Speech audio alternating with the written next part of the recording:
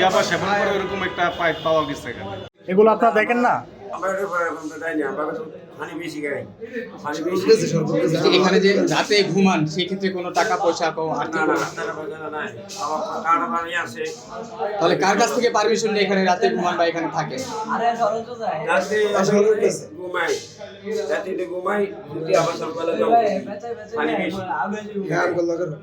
আচ্ছা ঠিক আছে। হ্যাঁ, সরকারের প্রয়োজনে দেখা গেছে আবার আমলি ফিরে আসলে আমলিকে গড়ে নেবে, ওনাদেরটা ওনারা করবে। এখন যে সরকার আছে এই সরকার উনি চাচ্ছে যে এদিক দিয়ে গল্লি করবে, তো এটা যদি এরা মনে করতেছে যে এটা ভাঙ্গা গল্লি করলে ওনাদের ভালো হয় তাহলে করবে। এখানে আমরা জানি না এই বিষয়টা ক্লিয়ার। আমার কথা হলো যে আইন শৃঙ্খলা বাহিনী যে এখানে তদারকি করার জন্য রাখছে, তাইলে ওনাদের চোখের সামনেতে ঘটনা ঘটতেছে, আমরা তো আইসা সেই প্রমাণ দেখলাম।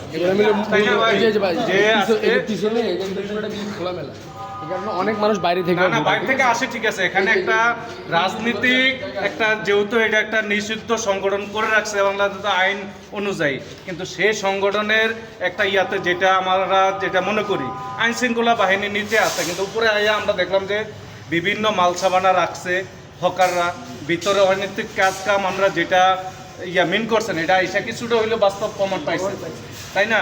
তো এটা আপনাদের মাধ্যমে এটা আমরা উচ্ছেদ চাই এবং মানে পরিপূর্ণ এটা বন্ধ চাই, ঠিক আছে? যখন ওনারা আইনি লড়াই করে রাজনীতিতে ফিরে আসবে তখন তারা তাদেরটা বুঝে নেবে। আচ্ছা, মাদক সেবনের কি জিনিসপাতি দেখতে পেয়েছেন আপনি? এই আমরা দেখলাম যে ওই যে ভাইজান একটা পাইপ পাইলো, যে ওই যে আপনার কি বলে ইয়াবা সেবন করে ওরকম একটা পাইপ পাওয়া গেছে এখানে, তাই না? এটা আমরা পাইলাম, আমরা তো সবাই দেখলেন। এবং এই যে আপনারা দেখতে পাচ্ছেন যে একটি বেড, এখানে তো আসলে মানুষ থাকার মতো না। না, মানুষ থাকার মতন কোনো পরিবেশ না এখানে, নাই কোনো ফ্যান, নাই কোনো তাহলে এই বেডে কারা থাকে? দেখা যাচ্ছে এখানে আর আকরা। জি, এক কথা। ধন্যবাদ। এদিকে একটু লাইট মারেন।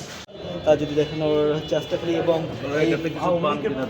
পার্টি অফিসে মূলত পার্টি বন্ধ থাকার কথা, কিন্তু এখানে পিছনে রয়েছে এবং এখানে অনৈতিক কাজকর্ম কিন্তু করা হয় কথা যে অনেকেই বলছেন। এবং আমরা প্রিয় দর্শক, আপনারা দেখতে পাচ্ছেন এটি কিন্তু আওয়ামী লীগের কেন্দ্রীয় কার্যালয় এবং এই মুহূর্তে কিন্তু এটি বিধ্বস্ত অবস্থায় রয়েছে এবং এটির ভিতরে আমরা যেটি দেখতে পাচ্ছি কোনো আসবাবপত্র নেই এবং ভিতরে কিন্তু মাদকের অভয়ারণ্যতে পরিণত হয়েছে এই আওয়ামী লীগের কেন্দ্রীয় কার্যালয়টি। এবং এছাড়াও আমরা দেখেছি যে এখানে রয়েছে কয়েকটি সিক্রেট রুমও, যেখানে অনৈতিক কার্যক্রম হওয়ারও কিন্তু আমরা নিদর্শন আমরা দেখেছি। আপনারা দেখতে পাচ্ছেন এই মুহূর্তে, অর্থাৎ এই ভবনটির তৃতীয় তলা, অর্থাৎ এটি কিন্তু সম্পূর্ণরূপে কিন্তু বিধ্বস্ত অবস্থায় রয়েছে। যদিও এখানে মাদক সেবী যারা তারা কিন্তু এখানে রাতে কিন্তু আড্ডা জমান।